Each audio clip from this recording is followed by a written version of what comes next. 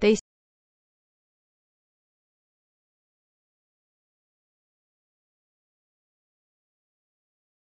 say you should never go back, particularly to a place you didn't exactly leave on the best of terms.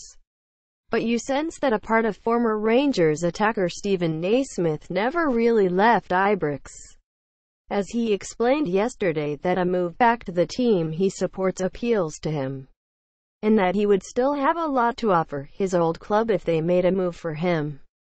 Naismith has been a bit part player at current club Norwich City this season, making just 3 top-team appearances in a campaign disrupted by injury. Now back fighting fit though, Naismith says he feels better than ever, and that he would love to come back to play in Scotland. The 31-year-old still has a year and a half left on the lucrative deal he signed at Carrow Road, after joining from Everton for $11 million almost 2 years ago. But he admitted that first-team football is now his main priority when asked if a move back to Rangers would appeal. "I think it would," said Naismith. "I've spoken in the past about Kilmarnock and Rangers and being appreciative for what they did for me as a player. I would look at those clubs and see if they were options to start with. I wouldn't say I had unfinished business at Rangers, because we were successful and won a lot of trophies. The way I left wasn't great. I still watch all the games on TV, still speak to all the players and staff I know at the club. I love hearing how things are going. I still support Rangers and I want them to do well moving forward. Coming back to Scotland, there would be clubs I'd prefer to play with rather than just coming back and picking and choosing whoever. Fortunately, when I come back to Scotland, it's not going to be about finances. It'll be about what I think is the right fit for me. That'll be the main thing. You need people at the clubs to want you, and you just need to see what options are available.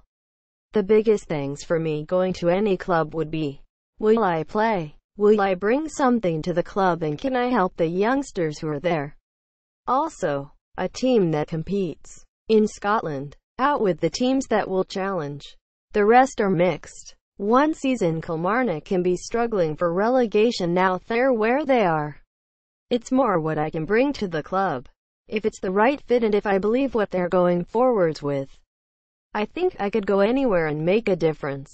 Naismith does have a link to current Rangers interim manager Graham Murdy, with the pair working together at Norwich before Murdy made the switch north. While having great respect for his former colleague as a coach, and lauding the job he is doing in trying circumstances, he thinks that it is important for the Rangers board to take their time and make sure they get their next permanent managerial appointment spot on. Whether that means Murdy taking charge or someone else, it's hard for Mertz. He said, "He was at Norwich before, so I've had some dealings with Mertz, and he's a great coach. It's a very difficult situation for him. He's done great in terms of dealing with it all, and it's hard for everyone involved.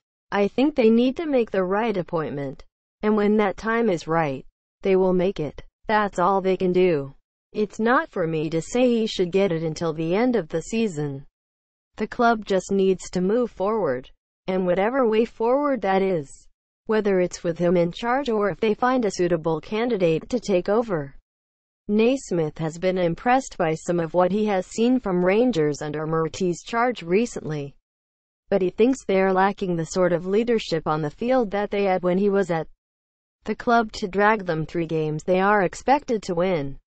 The loss to St Johnstone on Saturday was their 4th home defeat of the campaign, and Naismith reckons that they need players who have the mentality to stand up to the demands of a packed, expectant Ibrox. In some parts you watch them, and you think that they have been really good. He said, "The Hearts game, the 2 Aberdeen games, those are tough games, and they came through them and showed a resilience. But I remember when I was there, guys like Barry Ferguson, Davy Weir, even Durrant, Ian Durrant, and John Brown would be telling us that those aren't the games that win you titles. It's the home games where everyone expects you to batter teams and win that are the toughest. And dealing with the crowd when things aren't going well. That's what they are really lacking at the moment. Having that knowledge of how to see out a game at home. At any team that is challenging. A demanding crowd is the norm. When I was at Everton and we played against teams you were expected to beat, if it was halftime and you hadn't really created a chance, then the fans weren't happy. That's football. But you need to understand what the game plan is. And you need to understand that sustaining attacks is the one thing that is crucial when any team is on top. Sometimes that's what wins you games. That sustained attack. Because you know somebody will eventually switch off. In the team that I was in at Rangers, Stephen Davis was brilliant at it. Knowing when to pick the right pass, when to force a pass or just keep the opponent in their own half. Barry Ferguson, when I first went there, the amount of games that he dragged us through was unbelievable. It's having that, not just having great feet or unbelievable delivery or anything like that. You're there for a reason. You've got good ability. It's the other side of it. Stephen was speaking as he backed Loaves and Fishes, a charity working in Glasgow, North and South Lanarkshire to provide meals, food parcels, clothes and toiletries for those in need. For more information, to make a donation or to volunteer with Loaves and Fishes, please visit www.loavesandfishes.org. UK.